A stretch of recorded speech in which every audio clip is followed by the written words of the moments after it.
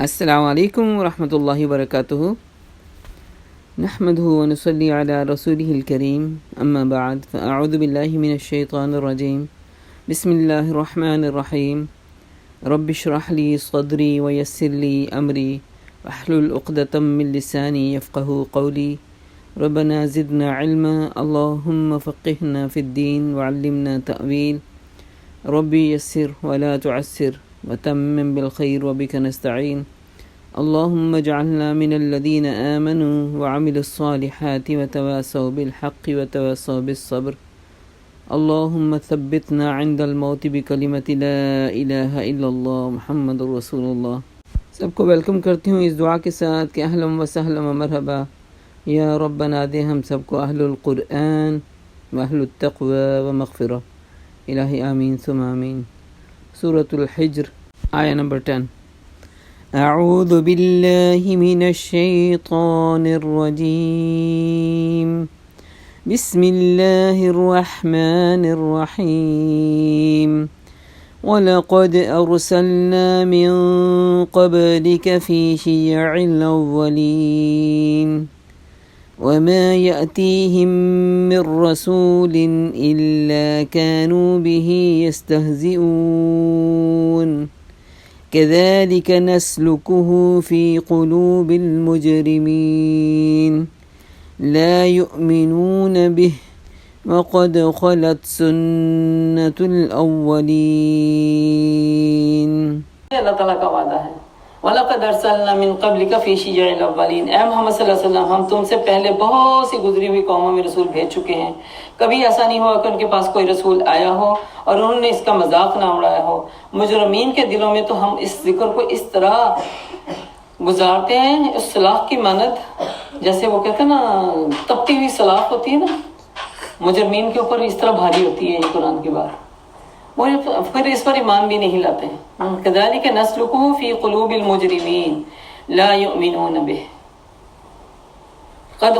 وقد خلت سنت الاولین، قدیم سے اس کماش کے لوگوں کا یہی طریقہ کار چلا آ رہا ہے۔ اس سے دیکھیں آپ سب کو ایک تسلی بھی مل رہی ہے۔ لوگوں کا جو ایٹیچیوڈ ہوتا ہے، بندہ انہاڑی ہو نا، جیسے اس کو نہیں لوگوں کے رویوں کا پتہ تو دل برداشتہ ہو جاتا ہے، معصوم دل ہوتا ہے، پاک دل ہوتا ہے، اس کے اندر کوئی کھوٹ نہیں ہوتی، وہ جس طرح خود سچا ہوتا ہے اس طرح سچائی لوگوں سے ایکسپیکٹ بھی کرتا ہے، مگر جب لوگ اس طرح کا رویہ نہیں رکھتے تو انسان ہرٹ ہوتا ہے۔ تو پھر اس میں اللہ پاک ان کو دیکھیں تسلی دے رہے ہیں، اور یہ ہمارے لیے بھی، اگر ہم سچے ہیں تو ہمارے لیے اپنی سچائی کو مینٹین کرنا ہمارا سب سے پہلا مشن ہے کہ اپنی سچائی کو مینٹین کر کے رکھیں، لوگوں کی باتوں پہ نہ جائیں، لوگوں کے رویوں پہ نہ جائیں۔ یہ شیطان چاہتا ہے ہمیں اس ادھر سے ہٹا کے اس ٹریک پہ ڈال کے تھوڑا رنجیدہ کرے، کیونکہ وقت ضائع ہو گیا تو گیا۔ جس وقت میں ہم نے پڑھنا تھا کوئی ایسی بات یاد کرا دی، اس پہ رونے بیٹھے، اور اس کے بعد پھر وہ زیادہ پنچ کرنے لگی، پھر ایک ایک بات پیچھے سے بھی کھڑکیاں کھولنے شروع ہو گئی، ایک نہیں پھر کئی کھڑکیاں کھولیں، اور کئی کھڑکیاں کھولی تو کیا ہوا، جو ٹائم آپ نے پروڈکٹیو، آپ جب نماز پڑھ رہے تھے آپ کا دل کر رہا تھا، موٹیویشن سے بھرا ہوا تھا کہ میں نے بیٹھ کے اپنا لیسن یاد کرنا ہے، میں نے اس کو پریپیئر کرنا ہے، اور اچانک سے شیطان میں بیچ میں ایک ڈپ ڈال دیا اندر، کڑوا بیج ڈال دیا اندر، اور انسان اس کا پیچھا کرنے لگا تو کیا ہوا، وہ وقت تو چلا گیا۔ ہم سب کو الرٹ رہنا، اپنی سچائی کی حفاظت ہم ایسے ہی کر سکتے ہیں۔ وَلَوْ فَتَحْنَا عَلَيْهِمْ بَابًا مِّنَ السَّمَاءِ فَظَلُّوا فِيهِ يَعْرُجُونَ، اگر ہم ان پر آسمان کا کوئی دروازہ بھی کھول دیتے نا، وہ دن دہاڑے اس میں چڑھنے لگتے، تب بھی یہی کہتے کہ ہماری آنکھوں کو دھوکا ہو رہا ہے، بلکہ ہم پر تو جادو ہی ہو گیا ہے۔ یہ ہماری کار فرمائی ہے کہ آسمان میں ہم نے بہت مضبوط قلعے بنائے ہیں، ان کو دیکھنے والوں کے لیے مزین بھی کیا ہے، ہر شیطان مردود سے اس کو محفوظ کر دیا ہے، کوئی شیطان ان میں سے راہ نہیں پا سکتا۔ یہ کہ کچھ سنگل لے رہے، اور جب سنگل لینے کی کوشش کرتا ہے تو ایک شعلہ روشن اس کا پیچھا کرتا ہے۔ میں چاہتی ہوں کہ وہ حدیث کو واضح کروں آپ کے سامنے کہ اللہ پاک جب اپنے بندوں کو، اپنے رسولوں کو پیغام دیتا ہے تو کیسے اس کی حفاظت بھی ہوتی ہے۔ سیدنا ابو ہریرہ رضی اللہ کہتے ہیں کہ آپ صلی اللہ علیہ وسلم نے فرمایا، اللہ تعالیٰ تمام آسمان میں جب کسی حکم کا فیصلہ کرتا ہے تو فرشتے اس کا حکم بجا لانے کے لیے نہایت عاجزی سے اپنے پر پھڑاتے ہیں، اور ایسی آواز پیدا ہوتی ہے جیسے کسی صاف پتھر پر زنجیر ماری جا رہی ہو۔ اللہ اکبر۔ اس طرح اللہ تعالیٰ فرشتوں تک اپنا پیغام پہنچا دیتا ہے، پھر جب ان کے دلوں سے گھبراہٹ دور ہوتی ہے، یعنی وہ پیغام لینے کا جو اخذ کرنے کا ایک پروسیس ہے نا، وہ کافی ہیوی ہوتا ہے. اس کی تعبیر یا تعویل ہم دیکھتے ہیں کہ نبی پاک صلی اللہ علیہ وسلم جب وحی نازل ہوتی تھی تو ایک سخت سردی میں بھی آپ کا چہرہ مبارک پسینے میں شرابور ہو جاتا تھا. تو کہتے ہیں جب اس گھبراہٹ سے ہم ہوش میں آتے تھے تو پھر ایک دوسرے سے پوچھتے تھے، دور والے فرشتے نزدیک والوں سے پوچھتے تھے کہ اللہ تعالیٰ نے کیا ارشاد فرمایا، یعنی اس کو کنفرم کرتے تھے ایک دوسرے سے. وہ کہتے ہیں جو فرمایا بجا ارشاد فرمایا اس نے. فرشتوں کی یہ باتیں چوری چھپے پھر سننے والے شیطان جو ارد گرد پھر رہے ہوتے ہیں نا، وہ تھوڑی سن لیتے تھے کہ اچھا سنیں ہم کو، اور اوپر تلے رہ کر وہاں جاتے ہیں، جہاں سن لیتے ہیں اور اوپر تلے رہ کر وہاں تک جاتے ہیں. پھر کبھی ایسا ہوتا ہے کہ فرشتے اس بات کو سننے والے شیطان پر پھر کیا ہوتا ہے، جب وہ ان کی نظر میں آتے ہیں آگ کا ایک شعلہ مارتے ہیں جس کو شہاب ثاقب کہتے ہیں. تو یہاں پہ اللہ تعالیٰ وہ فرماتے ہیں کہ ہم اپنے قرآن اپنی باتوں کی حفاظت فرمانے والے ہیں، اور وَحَفِظْنَا مِنْ كُلِّ شَيْطَانٍ رَجِيمٍ، یعنی اس کو پاک اور سلامتی کے ساتھ بھیجا جاتا ہے نیچے. اور جب صحاب شاکب پھینکا جاتا ہے ان پر، تو نیچے والے شیطان کو بات پہنچانے سے پہلے اس کو جلا ڈالا جاتا ہے. یعنی جس کو تھوڑی سی منگ لگ گئی ہو نا، بھید کے اندر وہ چلا گیا ہو، تو اس کو صحاب شاکب کے ذریعے جلا دیا جاتا ہے.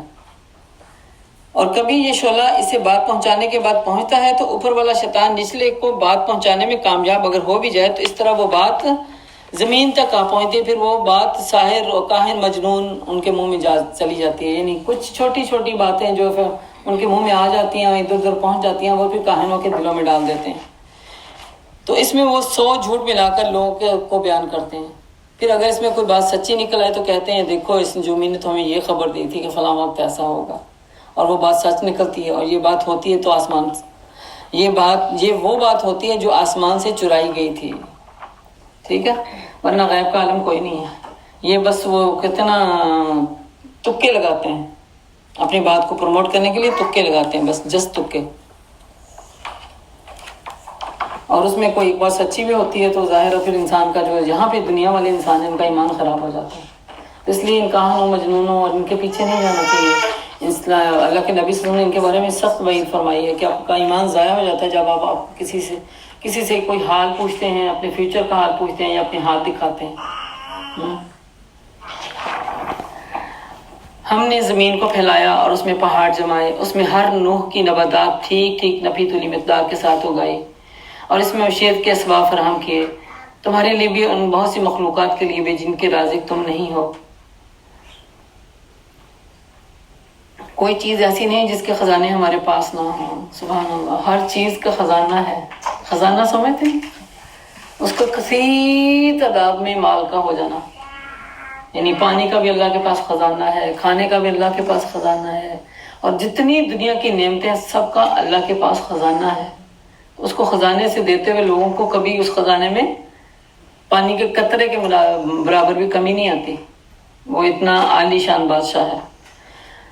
اور جس چیز کو بھی ہم نازل کرتے ہیں ایک مقدار مقرر میں نازل کرتے ہیں.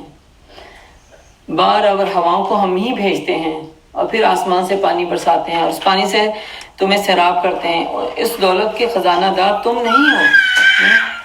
زندگی اور موت ہم دیتے ہیں،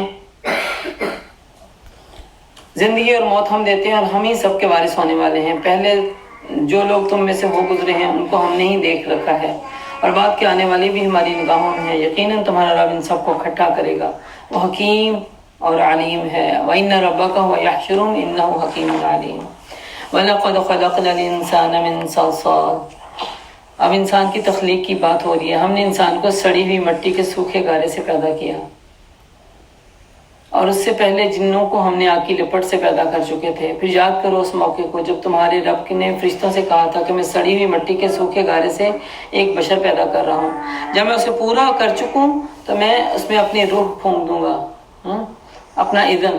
روح کا مطلب یہ نہیں کہ اللہ تعالیٰ نے اپنی روح نکال کے اندر ڈال دیے اور انسان جو ہے اللہ کے برابر چلا گیا. نعوذ باللہ، ایسا نہیں سوچنا چاہیے. اللہ تعالیٰ نے اپنا اذن اس میں ڈال دیا تو تم سب اس کے آگے سجدے میں گر جانا. روح اللہ کی طرف سے ہے نا، اللہ نے ڈالی ہے، تو روح کا تعلق بھی پھر آفاقی ہے نا. آفاقی، اس کی فوڈ بھی آفاقی ہے. ٹھیک ہے. جسم کا تعلق، جسم کو مٹی سے گارے سے پیدا کیا اللہ نے، تو جسم کی جو خوراک ہے وہ بھی مٹی سے نکلتی ہے، اس سے ہم فائدہ اٹھاتے ہیں. مگر ہم کیا کرتے ہیں، ہم 99% اپنے جسم کی افزائش کے لیے فکر مند ہوتے ہیں اور اس کو پورا دینے اور اس کی افزائش کرنے اور اس کو پالنے پوسنے کی طرف لگے رہتے ہیں۔ روح کی بھی ایک غذا تھی، جس طرح جسم کو 4 دن اگر کھانا نہ دیں تو آپ کیا سمجھتے ہیں، آپ موت کے قریب نہیں ہو جائیں گے؟ سزا جو ہی دیتا ہے انسان، جو کیا کہتے ہیں وہ اینوریکسس جو ہوتی ہیں نا، جو اپنے کھانے کو کھا کے بھی نکال دیتے ہیں، جسم کو فائدہ نہیں آنے دیتے، تو پھر کیا ہوتا ہے، انسان کیسے ہو جاتا ہے، کسی کام کے قابل رہتا ہے؟ تو وائس ورثہ سوچیے، روح بھی تو ایک چیز تھی جس کو فوڈ کی ضرورت تھی، اور جب انسان اس روح کو اپنی اس غذا سے، جس میں جو قرآن سے ملنے والی تھی، جو نبی پاک صلی اللہ علیہ وسلم کی سنتوں سے ملنے والی تھی، اس سے دور اور دور اور دور رکھا، تو وہ تو سکڑ کے وہ کہتے ہیں سکڑاپے کی طرف جا رہی ہے۔ جب وہ سکڑاپے کی طرف چلی جاتی ہے نا، تو پھر اس کو یہ دین کی باتیں شروع میں وحشت زدہ لگتی ہیں، کیونکہ اس کے اندر اس کی اسٹرینتھ جو تھی نا، روح کی جو اپنی اسٹرینتھ تھی، وہ بھی ہم نے سک کر لی، کیونکہ اس کو ہم نے ٹائم پہ کھانا نہیں دیا، اس کو ٹائم پہ ہم نے اس کی افزائش نہیں کی۔ تو لیکن جب انسان اس کی افزائش میں پھر اس پہ کے پیچھے پڑ جاتا ہے نا، شروع میں جو وحشت ہوتی ہے نا، وہ آہستہ آہستہ آہستہ آہستہ دیکھیں دور ہونے لگتی ہے۔ اب یاد کریں اپنا جوانی کا وقت، کبھی وہ جو دینی رسالے آتے تھے، کتنا دل لگتا تھا اس میں، جو دینی رسالے آتے تھے نا، اس میں دل کتنا لگتا تھا، اور جو دنیاوی رسالے آتے تھے اس میں دل کتنا لگتا تھا۔ وہ پڑھتے ہوئے ڈرائی فیل ہوتا تھا، لگتا سمجھ ہی نہیں آ رہی کوئی بات، ہے نا۔ انسان اپنے آپ کو مجبور بھی کرے نا، تو لگتا تھا کہ جیسے اس میں سے کوئی نقطہ بھی چننے نہیں ہو رہا، سمجھ نہیں آ رہی کیا بات ہو رہی ہے۔ جب انسان دین سے دور ہوتا تھا نا، ایسے ہی فیل ہوتا ہے۔ اور وہ جو دنیا کی ہے، وہ جو کیا کہتے ہیں کیا ان کا جی اخبار جہاں، اللہ بھلا کرے آپ کا، اخبار جہاں کے دیدار کرنے والے، اس کو لینے والے کیسے جھپٹ کے لیتے ہیں، اور اس میں سے وہ پیج زیادہ ان کے لیے خوش آئند ہوتا تھا، جس میں وہ کہتے ہیں نا لچھے دار اور چمکدار عورتوں کی تصویریں اور اس طرح کی باتیں، اور وہ جو دنیا کا ٹرینڈ ہے وہ چل رہا ہے۔ تو یاد رکھیں، ہم سب کو بیلنس لائف کی ضرورت ہے۔ اس جسم کو بہت زیادہ کھلائیں گے تو کیا ہو جائے گا، یہ موت کے منہ میں جائے گا، وہ اس کے لیے بھی ٹھیک نہیں ہے۔ اور اوور ایٹنگ کرنا کیا ہوتا ہے، اور نہیں دینا وہ بھی نقصان ہے۔ ایک بیلنس رویے کے ساتھ دیں گے تو انسان صحت مند رہتا ہے۔ تو روح کی غذا اللہ کا دین ہے، اللہ کا ذکر ہے۔ جب اس کو ٹائم پہ میسر نہیں آتا تو وہ فاقوں میں مبتلا ہو جاتی ہے، پھر فاقوں کا اثر دل پہ پڑتا ہے۔ جو روح خالی رہتی ہے نا، اس کا فاقوں کا اثر پھر دل پہ جاتا ہے، دل وحشت زدہ ہونے لگتا ہے، اس میں انگزائٹی آنے لگتی ہے، اس میں ڈپریشن جمع ہونے لگتی ہے۔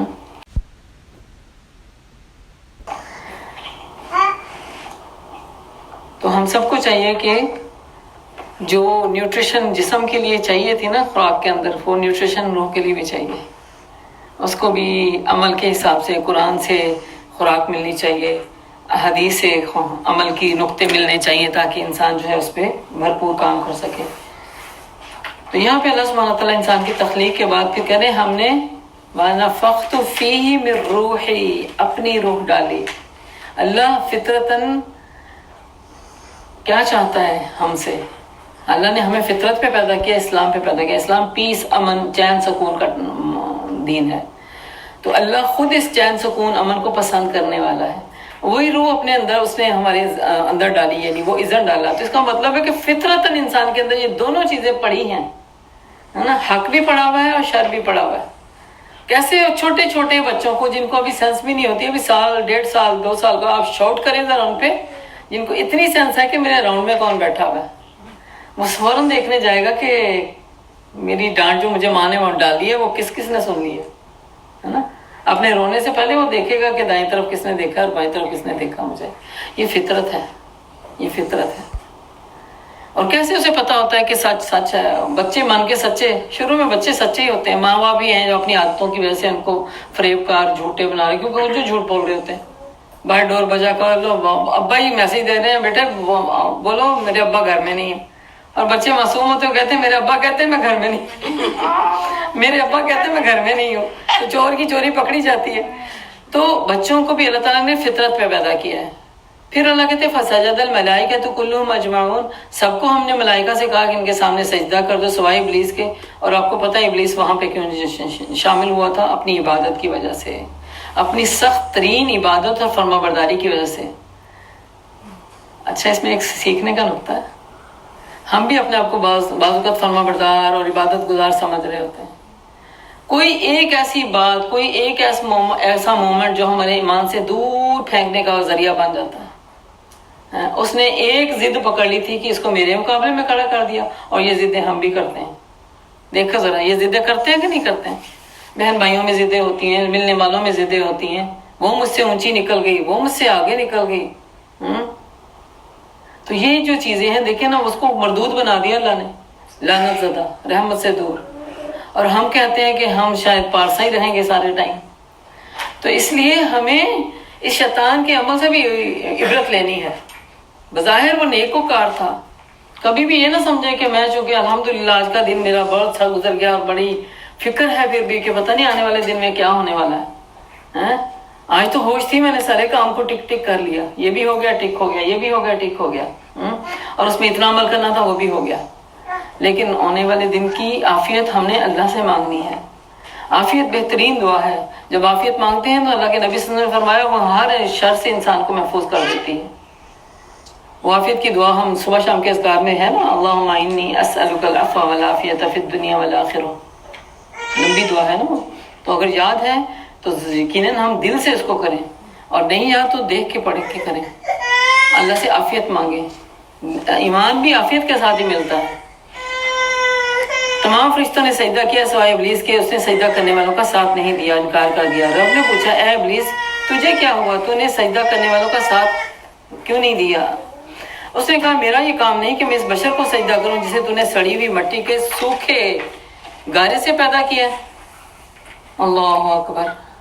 रब के सामने खड़ा होके रब की किबरियाई को मानने की बजाय अपनी बड़ाई को सामने रख रहा है। या भी शैतान हमें देखे हमारा फोकस तोड़ रहा है, इधर से उधर चीज होने लगती है, हम ये बात छोड़ के हम देखते रहते हैं होया क्या हो रहा है, कौन जा रहा है, कौन आ रहा है। शैतान को अंदर नहीं आने देना, वरना असल मकसद से हम दूर हो जाएंगे। पते की बात होने वाली और पता नहीं कहां से कहां निकल गई। तो अपना फोकस, एक मोमिन अल्लाह के नबी सल्लल्लाहु अलैहि वसल्लम के सामने जो सहाबा किराम ने दीन सीखा, जो हम तक सलामती से पहुंचा, कैसा सीखा?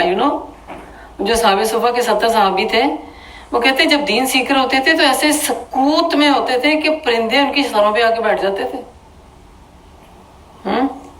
परिंदा हर बेजान चीज पे बैठता है, जानदार पे नहीं बैठता। इसका मतलब है कि वो जैसे हम सुनते हुए सारे ला रहे हैं, कभी ये कर रहे हैं, कभी वो कर रहे हैं, कभी ऐसे देख रहे हैं, कभी ऐसे देख रहे हैं, ये तो अफरा तफरी वाली हालत है। और इतने मुनहमिक हो जाए कि हमें हमारी बॉडी हिलना भूल जाए, और परिंदे समझे या शायद कि ये कोई इधर कोई मुंजमद चीज पड़ी हुई है, चलो उस पर बैठ जाते हैं जाके, तभी दीन सलामती से पहुंचा है। आज हम दीन को इस तरह नहीं लेंगे तो दिल कैसे सलामत होंगे? ठीक है। तो शैतान चाहता है कि हम पूरे के पूरा दीन ना उठाएं, और नफ्स हमारी शैतान की जो चेला बना हुआ था वो भी अब ऑब्वियसली शैतान तो बंधा हुआ है, मगर नफ्स तो है अभी हमारे साथ। तो उसकी तरबियत का ये महीना है। क्या उसने आर दिया कि मुझे तो तूने आग से पैदा किया, इसको गारे सड़े हुए गारे से। रब ने फरमाया अच्छा तू निकल जा यहाँ से, क्योंकि तू तो लानत ज़दा मरदूद है, अब रोजे जज़ा तक तुझ पर लानत है। जो लोग जिद का शिकार होते हैं ना, वो अपनी जिद में दूर तक निकल जाते हैं। तो शैतान ने इस वक्त जिद ही की है ना। उसने अर्ज किया मेरे रब ये बात तू मुझे, तो फिर मुझे उस रोज तक मोहलत दे दे जबकि इंसान दोबारा उठाए जाएंगे। फरमाया अच्छा तुझे मोहलत है।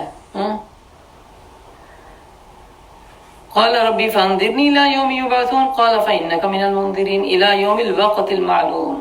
अब वो कसम खा रहा है, देखे जरा। क़ाल रब्बी बिमा अग़वैतनी लउज़य्यिनन्न लहुम फ़िल अर्दि व लउग़वियन्नहुम अजमईन। मैं कसम खा के कहता हूँ कि तेरे बंदों के सामने मैं उनको बहकाऊंगा, अब मैं जमीन में उनके दिल फरेबियां पैदा करूंगा और सबको फिर बहकाऊंगा। और साथ ही उसने ये भी कह दिया, इतना पता था इल्ला इबादका मिनहुमुल मुख़लसीन, तेरे मुखलस बंदे मेरे हत्थे नहीं चढ़ेंगे। दुआ करें जल्दी से, अल्लाह पाक हमें मुखलस बना दे, हमें मुखलस बना दे या रब, हमें मुखलस बना दे। मुखलस बंदे उसके हत्थे नहीं चढ़ेंगे। فرمایا یہ راستہ جو سیدھا مجھ تک پہنچتا ہے. قال هذا صراط علی مستقیم. ان عبادی، اللہ نے ان مخلص بندوں کو اپنے سے ریلیٹ کیا، یہ میرے بندے ہیں. لیس لک علیہم سلطان، ان پر تیرا زور نہیں چلے گا. الا من اتبعک من الغاوین، ہاں جو تیری گمراہی کا پیروی کرنے والا ہو جائے گا، بس سوائے اس کے. جو تیرے راستے کو اپنے لیے خوبصورت سمجھتا نا، سوائے اس کے. لیکن جو میرے بندے ہیں نا، سبحان اللہ، جو میری چیز ہوتی ہے نا، میری ایک تعلق دیتی ہے بندے کو. میری بیٹی، میری ماما، ایسے الفاظ انسان کی باڈی پہ کیا اثرات نہیں چھوڑتے ہیں. اللہ تعالیٰ یہاں کہہ رہے ہیں ان عبادی، میرے بندے، میرے بندوں پہ تیرا کوئی زور نہیں مگر سوائے جنہوں نے آلریڈی گمراہی کا پیروی کرنے کے لیے تیرے پیچھا کرنا شروع کر دیا. وَإِنَّ جَهَنَّمَ لَمَوْعِدُهُمْ أَجْمَعِينَ، تو جو تیرا پیچھا کرے گا ان سب کو تیرے سمیت میں جہنم میں بھر دوں گا، سب کے سب کو. اور یہ اللہ کی طرف سے ایک وعید ہے. لَهَا سَبْعَةُ أَبْوَابٍ، اس جہنم میں پھر کیا ہوں گے؟ 7 دروازے ہیں، اور ہر دروازے کے لیے ان میں سے ایک حصہ مخصوص کر دیا گیا ہے، بخلاف اس کے کہ متقی لوگ. آگے بات جانے سے پہلے میں ان دروازوں کا ذکر کر دوں. جہنم کے 7 دروازے ہیں. 7 دروازے حدیث سے پتہ چلتا ہے ہمیں. ابن عباس کے نزدیک انہوں نے فرمایا سب سے پہلا دروازہ جہنم ہے، دوسرا سعیر ہے، تیسرا لظا ہے، چوتھا حطمہ ہے، پانچواں سقر ہے، چھٹا جہیم ہے، اور 7واں حاویہ ہے. پھر انہوں نے یہ بھی بتا دیا کہ پہلے میں کون ہوئیں گے، اور دوسرے میں کون ہوئیں گے، اور تیسرے میں کون ہوئیں گے. انہوں نے بتایا کہ پہلا جو جہنم ہے اس میں گناہ گار مسلمان ہوں گے. جو سب سے ٹاپ کا لیول ہے نا، اس میں مسلمان ہوئیں گے. دوسرے میں سعیر میں یہودی ہوئیں گے. تیسرے طبقے میں انہوں نے لظا میں کہا نصارہ ہوئیں گے. چوتھے طبقے حطمہ میں سائبین ہوئیں گے. پانچویں طبقہ سقر میں مجوس ہوئیں گے، مجوسی کرنے والے. چھٹے طبقہ میں مشرک، اور 7ویں طبقہ میں منافق، باٹم میں منافق. آپ سوچ لیں ایک بلڈنگ ہوتی ہے 7 فلور کی، اور 7 فلور میں پہلا فلور ہے اور اس کے نیچے آگ لگی ہوئی ہے، اور لفٹ لے کے جانا ہے. جو سب سے اوپر ہے اس کو اس آگ کا سیک بنسبت نیچے والے سے کم پہنچے گا، حالانکہ وہ بھی شدید ہے، ٹھیک ہے. لیکن جو باٹم میں ہے وہ اس کی حالت کہاں جانی ہے. اور وہ کون ہوگا؟ یہ مسلمانوں کے اندر گرے ایریا میں چلنے والے، 2 فیسز رکھنے والے، دھوکہ دینے والے، اندر سے کچھ ہے باہر سے کچھ ہے. اپنے لیے کچھ پسند کرتے ہیں، دوسروں کے لیے کچھ پسند کرتے ہیں. اپنے لیے مشورہ بڑا مفید مائنڈ میں رکھا ہوتا ہے زندگی کے راہوں پہ چلنے کے لیے، دوسروں کو اپوزٹ ڈائریکشن دے کے موڑ دیتے ہیں. منافق ہمیشہ دوسروں کا لاس چاہتا ہے، اور مومن کبھی ایسا نہیں چاہتا. تو ہمیں یہ دیکھنا ہے کہ ہم کسی کے دوسرے کا لاس کرتے ہیں. چھوٹی چھوٹی باتوں سے ریئلائز کریں کہ ہم کہاں کھڑے ہیں. یہ ہے 7 طبقے. آخر دعوانا ان الحمد للہ رب العالمین. یا اللہ، ہم دعا کرتے ہیں کہ جس طرح تو نے ہمیں اپنے جسم کی پرورش کرنے کی ذمہ داری میں ڈالا ہوا ہے، اسی طرح ہمیں اپنے روح کی پرورش کرنے والا بھی بنا دے. یا اللہ، ہمیں مخلص بندوں میں شامل فرما. یا اللہ، شیطان اور شیطان کے تکبر سے ہمیں اپنے پناہ میں رکھ. یا اللہ، تمہاری حفاظت فرما اور ہمیں ایمان پہ ثابت قدمی عطا فرما. آمین ثم آمین یا رب العالمین. ربنا تقبل منا انك انت السميع العليم وتب علينا انك انت التواب الرحيم. سبحانك اللهم وبحمدك نشهد ان لا اله الا انت نستغفرك ونتوب اليك. السلام علیکم ورحمۃ اللہ وبرکاتہ.